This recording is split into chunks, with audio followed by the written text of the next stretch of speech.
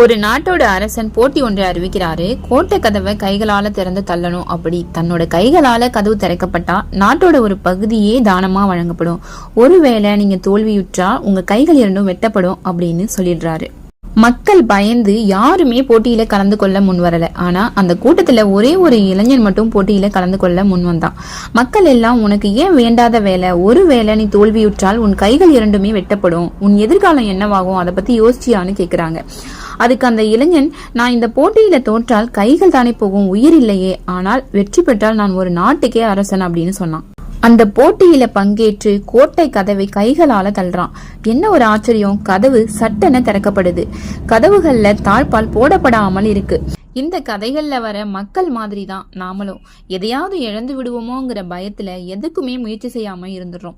எல்லாருக்குமே தெரிஞ்ச முயலாமை கதைகள்ல வர மாதிரி நம்முடைய தோல்விக்கு பெரும்பாலும் முயலாமையே காரணமா இருக்கு. மேலும் இந்த மாதிரி தன்னம்பிக்கை கதைகளை தெரிஞ்சுக்கணும்னு ஆசைப்பட்டீங்க அப்படின்னா பாசிட்டிவ் மிஷன் சேனலை சப்ஸ்கிரைப் பண்ணி வச்சுக்கோங்க.